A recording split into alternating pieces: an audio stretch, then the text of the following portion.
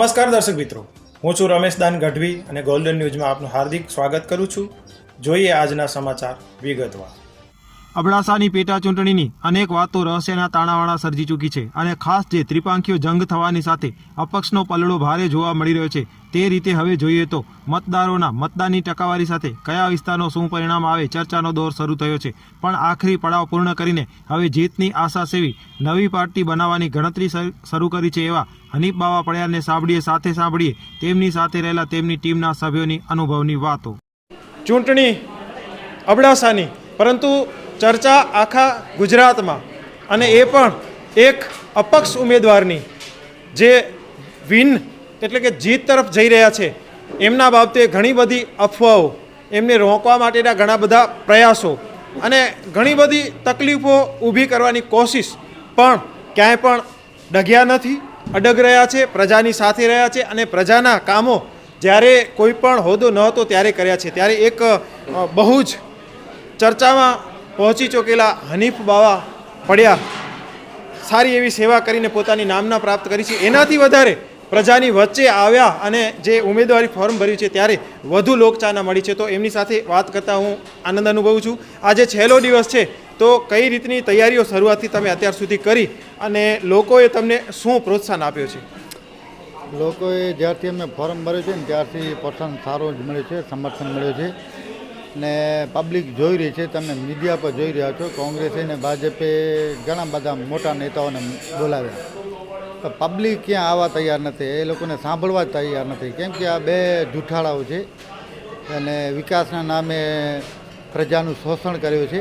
ત્યારે જે પ્રજા જે વિશ્વાસ નથી કરતી, મોટા માથા સીએમ જેવાને બોલાવ્યા, કોંગ્રેસે પણ પોતાના દિગ્ગજ નેતાઓને બોલાવ્યા, ભાજપે પણ દિગ્ગજ નેતાઓને બોલાવ્યા.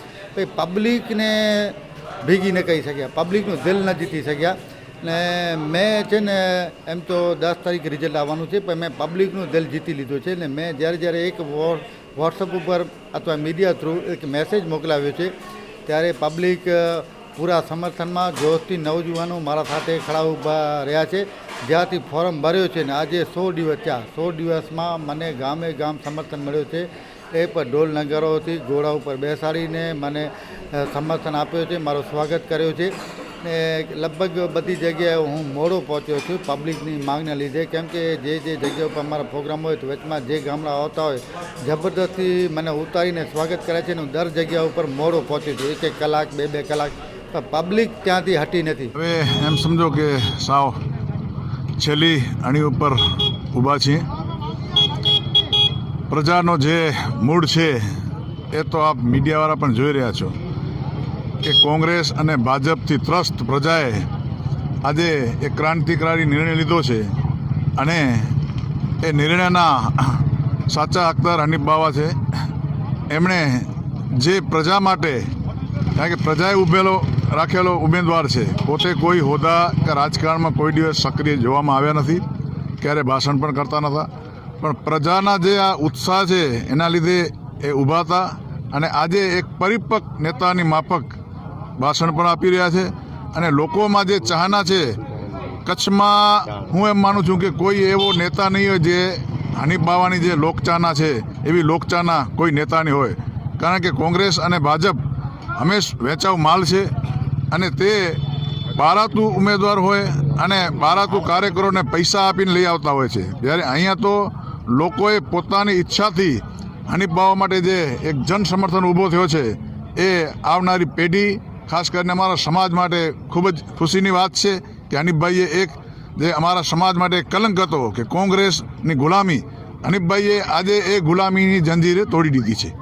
ખાસ કરીને કોંગ્રેસ એમ જ સમજતી હતી કે લઘુમતી એટલે કોંગ્રેસની ગુલામ, પણ હનીફભાઈએ આજે આ જંજીર તોડી દીધી છે. અને 2 દિવસ બાદ તમે જોશો કે એક નવો સૂરજ ઉગશે અને હનીફ બાવા જબરદસ્ત લીડથી જીતી રહ્યા છે.